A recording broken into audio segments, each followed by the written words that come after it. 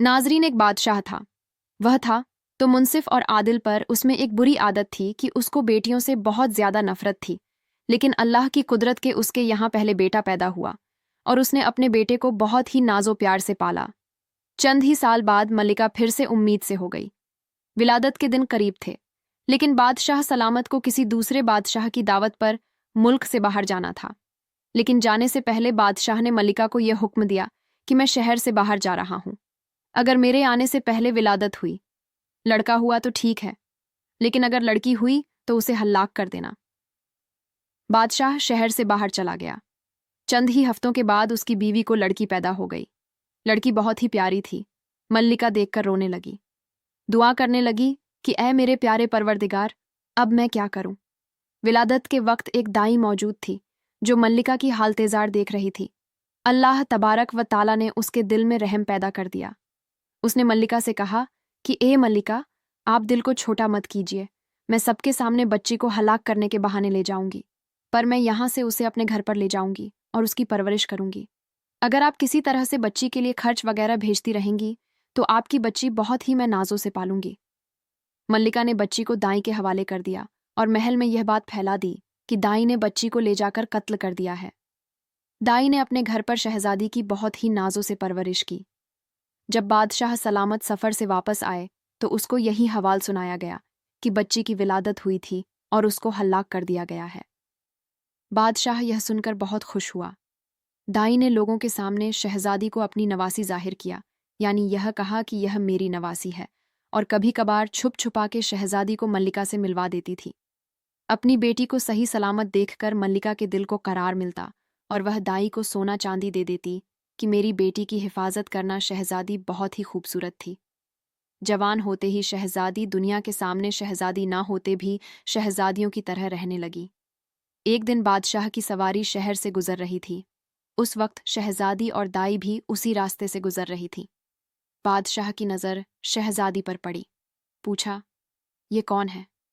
वजीर ने कहा कि यह इस बेचारी औरत की नवासी है। बादशाह ने हुक्म दिया कि यह मुझे बहुत पसंद आई है, कल सुबह इसके घर मेरे लिए रिश्ता लेकर जाना। लेकिन हकीकत का किसी को पता ना था, इसलिए दूसरे दिन वजीर और वकील वगैरह दाई के घर बादशाह के लिए उसकी नवासी का हाथ मांगने के लिए आए। दाई सोचने लगी कि या अल्लाह, मैं अब क्या करूं। दाई ने साफ साफ इनकार कर दिया कि मैं रिश्ता नहीं दूंगी।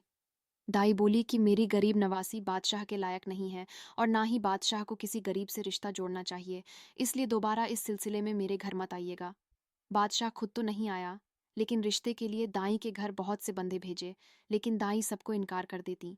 दाई को बहुत सी लालच भी दी गई और धमकी भी दी गई, लेकिन दाई टस से मस नहीं हुई।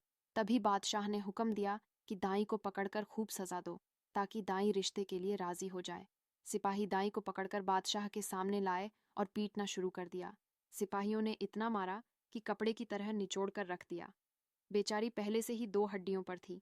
इतनी मार बर्दाश्त ना कर सकी और बादशाह के सामने चीख पड़ी, बादशाह सलामत, यह कोई और नहीं बल्कि आपकी बेटी है। मैंने इसे हल्लाक करने के बजाय ले जाकर अपने घर पर इसकी परवरिश की है। तब बादशाह को एहसास हुआ कि मैं क्या गलती करने जा रहा था। खुदा ने उसे यह गुनाह करने से बचा लिया, लेकिन बादशाह यह सुनकर गुस्से में आ गया। बादशाह ने अपने बेटे यानी शहजादे को बुलाकर यह हुक्म दिया कि तुम अपनी बहन को जंगल में ले जाकर कत्ल कर दो और उसकी आंखें निकालकर मुझे दिखा दो, ताकि मुझे यकीन हो जाए कि तुमने इसको कत्ल कर दिया है। अब शहजादा परेशान हुआ कि वह कैसे अपनी बहन को अपने हाथों से कत्ल करेगा और अपनी बहन की आंखें निकालकर वह कैसे अपने बाप को ला कर देगा। शहजादे को यह गवारा ना था, लेकिन उसको पता था कि मेरा बाप मेरी बहन को हर सूरत में कत्ल करना चाहता है। अगर उसने अपनी बहन को कत्ल ना किया तो बादशाह दोनों को हलाक कर देगा। शहजादा मजबूर होकर अपनी बहन को साथ लेकर जंगल की तरफ चल पड़ा। जब दोनों जंगल में पहुंचे तो भाई की मोहब्बत बहन के लिए जोश में आ गई। शहजादा बहन से कहने लगा कि मैं किसी सूरत में भी तुम्हें कत्ल नहीं करूंगा, मैं तुम्हें यहीं छोड़ देता हूँ, आगे तुम्हारी किस्मत है। तो दोनों बहन भाई गले लगकर रोने लगे। शहजादा अपनी बहन को जंगल में छोड़कर चला गया। उसके बाद शहजादे ने जंगल में एक हिरण को ढूंढा और उसका शिकार किया। उस हिरण की आंखें निकालकर अपने बाप बादशाह को दिखा दी। बादशाह ने आईना मंगवाकर अपनी आंखों और उस हिर की आंखों को आईने में गौर से देखा। जब उसने देखा कि आंखों का रंग तो एक ही जैसा है, तब बादशाह को तसल्ली हो गई। मल्लिका ने अपने बेटे से अलग होकर पूछा और बेटे ने सारा हवाल सुना दिया। उसके बाद मल्लिका ने अपनी बेटी के लिए अल्लाह तबारक व ताला से दुआ की कि ए अल्लाह, मेरी बेटी को अपनी हिफाजत में रख और उसको किसी अच्छी जगह पार लगा दे। अब आगे शहजादी का किस्सा सुनिए। शहजादी जंगल में रहने लगी और अपनी भूख मिटाने के लिए जंगली फल फूल खाकर अपनी भूख को मिटा लेती। जंगल की झाड़ियों और कांटों से उलझ उलझ कर उसके कपड़े सारे फट चुके थे। एक दिन किसी और मुल्क का बादशाह उसी जंगल से गुजर रहा था। जब शहजादी ने घोड़े की आवाज सुनी तो वह जल्दी से एक पेड़ पर चढ़ गई। बादशाह शिकार करते करते थक चुका था। वह उसी पेड़ के नीचे आराम करने के लिए कपड़ा बिछाकर सो गया। शहजादी ने अपने आप को दरख्त के पत्तों से ढक रखा था। बादशाह जब उठा तो बादशाह की नजरें शहजादी पर पड़ी। वह हैरान होकर खड़ा हुआ और कहने लगा कि ए अल्लाह की मखलूक, तुम कौन हो? तुम कोई परी हो या जिन हो या कोई फरिश्ता हो या फिर इंसान हो? तुम मुझे सच सच बता दो, मैं तुम्हें कोई नुकसान नहीं पहुंचा। हंगा शहजादी बोली कि ए अल्लाह के बंदे, मैं एक लाचार लड़की हूं। मेरे जिस्म पर कपड़े के नाम की कोई चीज नहीं है। तुमने जो अपने नीचे चादर बिछाई हुई है वह मेरी तरफ फेंक दो। मैं उस चादर से अपने आप को ढांप लूंगी और नीचे उतर आऊंगी। बादशाह ने वह चादर पेड़ की तरफ फेंकी। शहजादी ने वह चादर अपने ऊपर ढांप ली उतर आई। बादशाह की नजरें जब शहजादी पर पड़ी तो वह हैरान का हैरान रह गया। शहजादी बहुत ही खूबसूरत थी। उसके पूरे शहर में उस जैसी लड़की कोई हसीन नहीं थी। वह अपने दिलो जान से शहजादी पर फिदा हो गया। बादशाह ने बिना कोई बात पूछे कहा कि मैं एक बादशाह हूं, तुम मुझसे शादी कर लो। मैं तुम्हें बहुत ही इज्जत और एहतराम से रखूंगा। अंधे को क्या चाहिए? दो दो आंखें शहजादी बहुत ही लाचार थीं। उसको भी एक इज्जतदार मर्द चाहिए था। शहजादी ने हामी भर दी। जब वह दोनों महल पहुंचे तो बादशाह ने अपने महल में ही उस शहजादी से निकाह कर लिया और उसको अपनी मल्लिका बना लिया। उसके बाद 1 साल बाद बादशाह के घर एक प्यारा सा बेटा पैदा हुआ और इसी तरह 1 साल के वक्फे से बादशाह के घर 3 बेटे पैदा हो गए। बादशाह को अपने बीवी बच्चों से बहुत प्यार था। बादशाह मल्लिका से पूछने लगा कि जब हमारे अब 3 बच्चे हो चुके हैं तो तुम बताओ कि तुम कहाँ से आई हो और तुम्हारे वालिद का नाम क्या है। मल्लिका ने पहले तो बात को टालना चाहा, लेकिन बादशाह ने बहुत दबाव डाला तो मल्लिका ने बता दिया कि मैं फलां बादशाह की बेटी हूँ। मल्लिका ने सारा वाकया सच बता दिया कि मेरे वालिद को बेटियों से नफरत थी और इस तरह करके मैं जंगल में पहुंची और वहां से मुझे आप मिल गए। जब शहजादी के शौहर बादशाह ने शहजादी की दुख भरी दास्तान सुनी तो कहा कि तुम अपनी तैयारी करो, मैं तुम्हें तुम्हारे बाप के पास लेकर जाऊंगा। शहजादी ने बहुत मिन्नत की कि मुझे मेरे जालिम बादशाह के पास मत लेकर जाओ, लेकिन बादशाह ना माना। आखिरकार वह मजबूर होकर अपने बाप के पास जाने के लिए तैयार हो गई, यानी अपने मायके जाने के लिए तैयार हो गई। बादशाह ने एक बड़े लश्कर के साथ अपने बेटों और अपनी मलिका को लश्कर के साथ रवाना कर दिया और खुद किसी शहर के ज़रूरी काम से रुक गया। अपने बच्चों, बीवी को वकील, वजीर और काजी के हवाले कर दिया और कहा कि इनका ख्याल रखना, और साथ में कहा कि तुम लोग मलिका और बच्चों को लेकर रवाना हो जाओ और मैं पहली या दूसरी या तीसरी मंजिल पर तुम लोगों से आ मिलूंगा। वह सारा लश्कर मल्लिका के मायके जाने के लिए रवाना हो गया और जाते हुए पहली मंजिल पर ही शाम हो गई और उन्होंने वहां पड़ाव डाला। तमाम खेमे लगवाए गए। शहजादी ने देखा कि वजीर का खेमा तो मेरे खेमे के साथ ही लग रहा है। उसने वजीर को बुलाया और उससे कहा कि ए वजीर, क्या तुम नहीं जानते कि मैं एक बादशाह की बीवी और एक बादशाह की बेटी हूँ? तुम अपना खेमा मेरे खेमे से दूर लगाओ। लेकिन वजीर कहने लगा कि मल्लिका साहिबा बादशाह ने हमें आपकी हिफाजत की खातिर आपके साथ रवाना किया है। शहजादी बोली कि तुम मेरी परेशानी मत करो, लेकिन वजीर ना माना। उसने खेमा अपना वहीं लगा लिया। रात का खाना खाया, थके हारे लोग सो गए और रात हो गई। वजीर के दिल में खोट था और उसे नींद नहीं आ रही थी। आखिरकार वह आधी रात को उठा और मल्लिका के खेमे में दाखिल हो गया। जब मल्लिका की आंख खुली तो उसने देखा कि वजीर है। उसने वजीर को ललकारा और बाहर जाने को कहा, लेकिन वजीर आगे बढ़ने लगा। मल्लिका बोली कि ए वजीर, मैं एक बादशाह की बेटी हूँ, मुझे मखलूक के सामने बदनाम ना कर और यहाँ से एक पाक साफ औरत हूँ। लेकिन वकील अपने नापाक इरादों से शहजादी की तरफ देख रहा था और आगे बढ़ने लगा। जब वकील ना रुका और आगे बढ़ने लगा तो मल्लिका ने अपना दूसरा बच्चा वकील के आगे कर दिया और कहा कि तुम्हें इस मासूम के सर की कसम यहां से चले जाओ, अल्लाह के वास्ते दिए, कुरान के वास्ते दिए। लेकिन वकील ना रुका। वकील ने अपनी तलवार से दूसरे बच्चे का सर भी धड़ से अलग कर दिया। मल्लिका ने देखा कि वकील नहीं रुकेगा। मल्लिका ने फिर से वही बहाना लगाया कि मैं पाक दामन औरत हूं और वजू से हूं, मुझे अपना वजू तोड़ लेने दो, फिर तुम्हारा जो दिल करे मेरे साथ कर लेना। वकील ने कहा कि ठीक है, चली जाओ मल्लिका। इसी बहाने से खेमे से बाहर निकलकर और दूर किसी झाड़ी के पीछे जाकर छुप गई। वकील थोड़ी देर इंतजार करने के बाद शहजादी की तलाश में निकला, लेकिन शहजादी को कहीं ना पाया। आखिरकार थक हार कर शहजादी के खेमे में दाखिल हो गया। बच्चे की लाश को कहीं दूर जाकर दफन कर दिया। इतने में ही सुबह हो गई। जब सुबह हुई तो मल्लिका अपने खेमे में वापस आ गई। अपने दूसरे बच्चे को ना पाकर बहुत रोई। इतने में ही रवानगी की तैयारी होने लगी। नाश्ता करके सारे लोग सफर की तरफ रवाना हो गए। चलते चलते तीसरी मंजिल आ गई और शाम हो गई और शाम को खेमे लगाए गए। मल्लिका ने देखा कि आज वकील और वजीर ने अपने खेमे शहजादी के खेमे से बहुत दूर खड़े करवा दिए हैं, और आज देखा कि काजी साहब अपना खेमा शहजादी के खेमे के सामने तामीर करवा रहा है। शहजादी ने उसे भी समझाने की कोशिश की, लेकिन काजी साहब भी उनकी तरह जिद्दी था। वह भी बदजात ना टला। शहजादी के लिए आज भी कयामत की रात थी, इसलिए शहजादी ने किसी पर भी भरोसा ना किया और किसी को कुछ ना बताया। अपने छोटे बेटे को गोद में लेकर रो रही थी। देखा कि काजी साहब उसके खेमे में दाखिल हो रहे हैं। शहजादी ने कहा, खबरदार, वहीं रुक जाओ और यहां से चले जाओ। मैं एक पाक दामन औरत हूं और एक बादशाह की बीवी हूं। अपने अंजाम की फिक्र करो और यहां से दफा हो जाओ। लेकिन काजी आगे बढ़ने लगा। शहजादी ने कहा कि वजीर और वकील तो जाहिल थे, लेकिन तुम तो आमिल हो, तुम्हें तो समझ है, तुम्हें खुदा का वास्ता पीछे हट जाओ। लेकिन काजी ना रुका। मल्लिका ने अपने तीसरे बच्चे को काजी के आगे करके कहा कि तुम्हें इस मासूम बच्चे के सर की कसम, चले जाओ यहां से। लेकिन काजी ने भी वही किया। अपनी तलवार निकाली और उस मासूम बच्चे की गर्दन धड़ से अलग कर दी। मल्लिका ने काजी को भी वही बहाना लगाया कि मैं एक पाक दामन औरत हूं और वजू से हूं।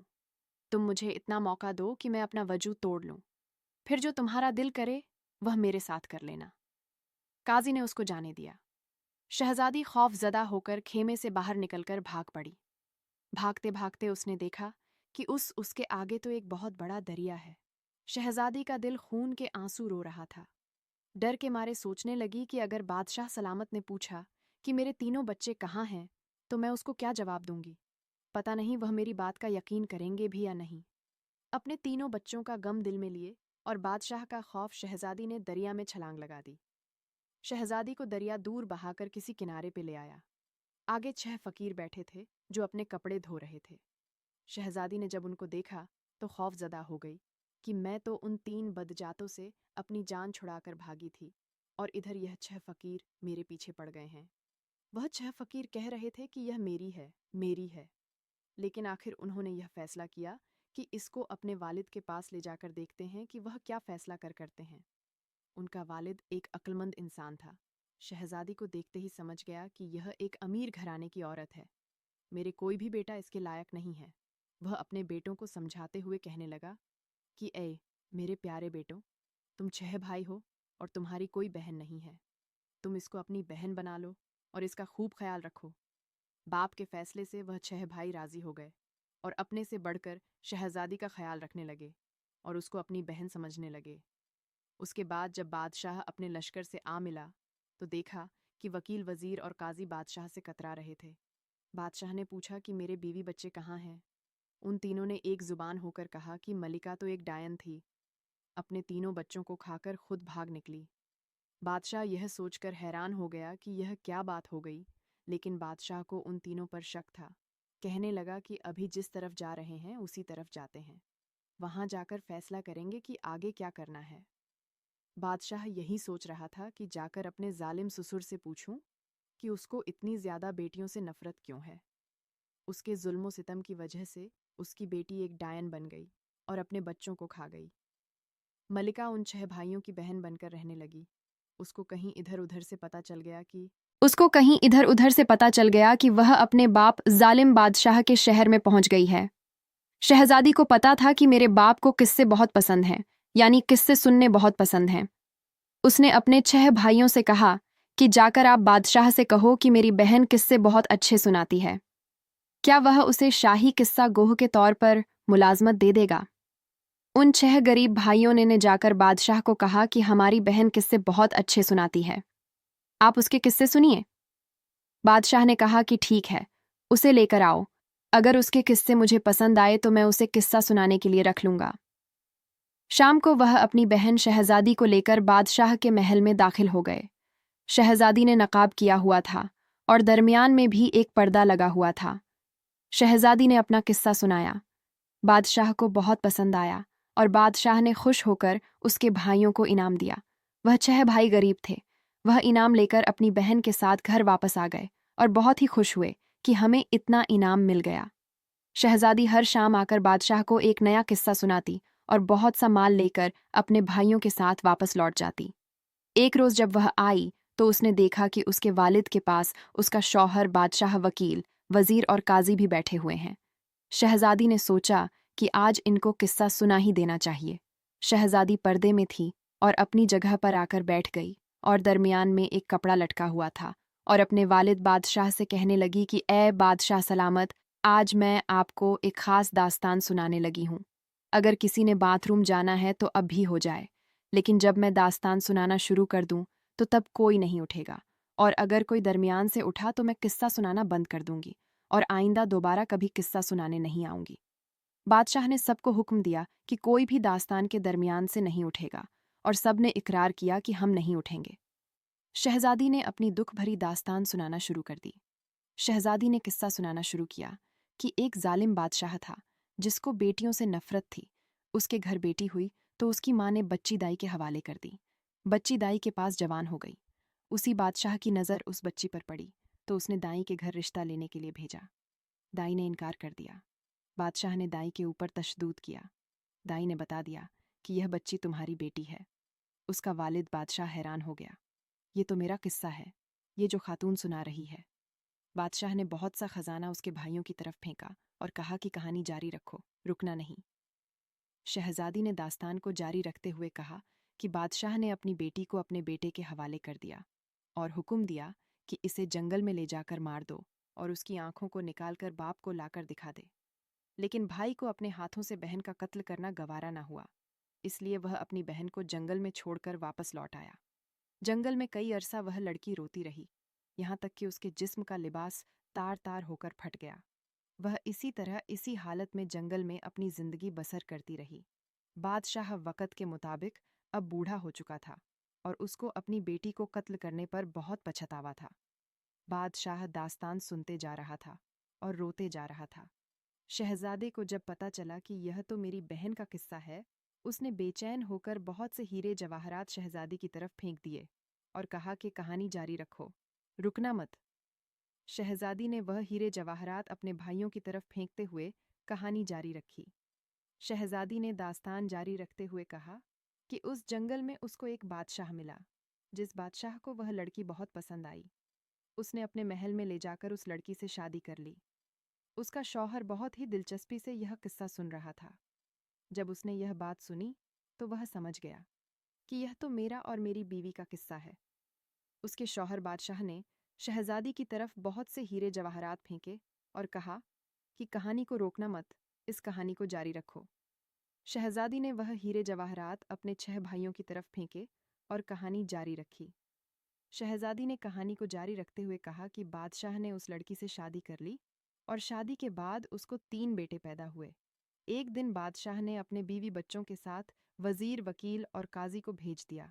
लड़की के मायके की तरफ अब मजमे में बैठे दास्तान सुनते हुए वकील, काजी और वजीर की आंखें खुल गईं कि यह तो हमारी दास्तान है। उसके शौहर बादशाह ने कुछ और हीरे जवाहरात लड़की की तरफ फेंके और कहा कि इस कहानी को जारी रखो, मुझे इस कहानी को पूरा सुनना है। शहजादी ने वह हीरे जवाहरात अपने 6 भाइयों की तरफ फेंक दिए और कहानी को जारी रखा।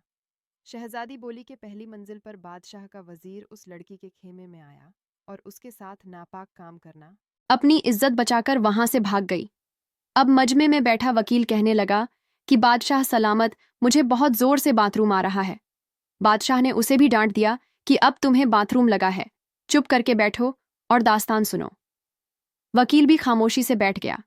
शहजादी ने दास्तान को जारी रखते हुए कहा कि तीसरी मंजिल पर काजी उसके खैम में घुस आया और उस लड़की से जिना करना चाहता था, उसके छोटे बेटे को भी कत्ल कर दिया।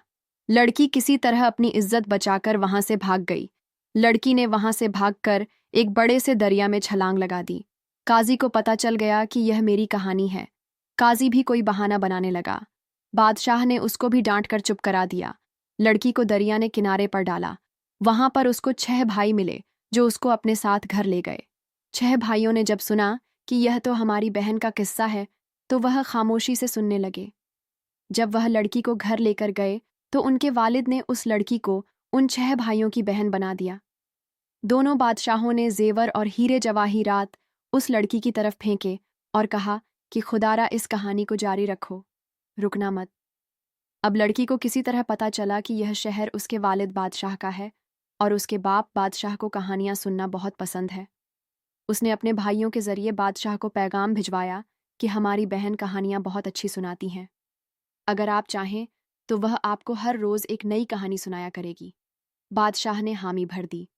यह सुनकर उसके बाप बादशाह का दिल चूरो चूर हो गया और उसका शौहर भी रोने लगा। शहजादी ने अपने चेहरे से नकाब हटा दिया। दोनों बादशाही शहजादी को देखकर बहुत खुश हुए। दोनों बादशाहों ने वकील काजी और वजीर को पकड़ा और उनसे कहा कि बोलो, अब तुम्हें कैसी सजा चाहिए? 4 चिड़ी चाबुक या 4 बटोर? यह 2 सख्त सजाओं के नाम हैं। उन्होंने कहा कि 4 बटोर बादशाह ने 12 घोड़े मंगवाए और हर एक के हाथ पांव उन घोड़ों से चारों तरफ से बांध दिए और घोड़ों को अलग अलग दौड़ा दिया, जिनसे उनका जिस्म टुकड़ों में तकसीम हो गया। इसी तरह उन बदजातों को सजा मिल गई और शहजादी का वालिद अपनी बेटी को पाकर और शौहर अपनी बीवी को पाकर बहुत खुश थे। आपको बहुत पश्चिमानी हुई और शौहर को भी बहुत शर्मिंदगी हुई कि उसे अपनी बीवी बच्चों को इस तरह नहीं भेजना चाहिए था। प्यारे दोस्तों, हम उम्मीद करते हैं आपने आज की इस कहानी को मुकम्मल ज़रूर देखा होगा। यह कहानी थोड़ी बड़ी ज़रूर थी, लेकिन सबक अमोज भी थी। बेटियों से हरगिज़ नफ़रत नहीं करना चाहिए। बेटियां तो हसीन फूल की तरह है। जिस घर में बेटियां होती हैं, वहाँ अल्लाह पाक की रहमत बरसती है। प्यारे दोस्तों, क्या आपने इससे पहले यह कहानी सुनी है? बचपन में दादा दादी या नाना नानी से, या फिर आज आप लोग इस कहानी को पहली बार सुन रहे हैं? हमें कमेंट बॉक्स में ज़रूर बताइएगा और इसी तरह की वीडियो के लिए हमारे चैनल को सब्सक्राइब करना मत भूलिएगा। शुक्रिया।